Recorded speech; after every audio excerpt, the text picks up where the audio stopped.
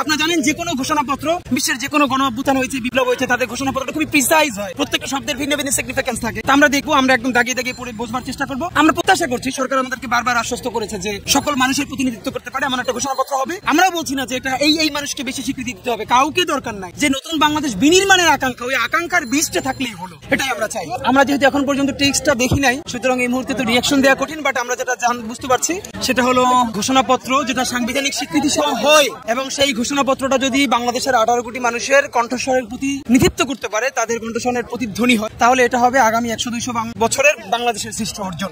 কারণ এই ঘোষণাপত্রের উপরে দাঁড়িয়েই আমাদের জুলাই সনদ হবে, এবং সেই জুলাই সনদের নিরিখে আমাদের নতুন বাংলাদেশ বিনির্মাণের একটা জার্নি শুরু হবে ইনশাআল্লাহ। কিন্তু আমরা যেটা বলেছি, এটা কোনোভাবেই কলকাতার শান্তিনিকেতনের তৎসমবহুল এই যে জনগণের কোন ধরনের সংযোগ ছাড়া যেই ভাষা, সেই সংযোগহীন ভাষায় করা যাবে না। এটা আম জনতার 18 কোটি বাঙালি মানুষের, বাংলাদেশিদের ভাষায় করতে হবে, সহজবদ্ধ করতে হবে। যেই রিক্সা শ্রমিক, যেই ভ্যান চালক, যেই সবজিওয়ালা এই রক্তের মধ্যে জীবন দিয়েছে, তারাও যেন এই ঘোষণাপত্র পড়ে বুঝতে পারে, যেন এই ঘোষণাপত্র পড়বার জন্য আবার নতুন করে এখন যেরকম বাংলাদেশের সংবিধান পড়বার জন্য যারা বিসিএস কোচিং করে, তারা সংবিধানের জন্য আবার অনেক ক্লাস করতে হয় শুধু তার ভাষা বুঝবার জন্য, আবার তার টিকা টিপ্পনি। আর আমেরিকার কনস্টিটিউশন হলো এটা ট্যাক্সি ড্রাইভাররা পড়েও বোঝে। এর মানে তো এই না যে আমেরিকার চেয়ে আমরা কনস্টিটিউশনে অনেক পাওয়ারফুল রাষ্ট্র, তা তো না। আমরা এই জন্য বলেছি এই ঘোষণাপত্রকে যেহেতু সাংবিধানিক স্বীকৃতি দেওয়া হবে, এটা 18 কোটি বাংলাদেশের আপামর জনসাধারণের যে জনতার জবান, সেই ভাষাতেই হতে হবে। এখানে কোনো ডান করে না, বাম করে না, মাদ্রাসা, স্কুল, কলেজ, বিশ্ববিদ্যালয় একক কোনো স্বীকৃতির দরকার নাই। এখানের প্রধান সৈনিক আমাদের প্রায় 2000 শহীদ, আমাদের অগণিত আহত, এবং সকল বাংলাদেশের মানুষ একটা ইনসাফের ঘোষণাপত্র করতে হবে।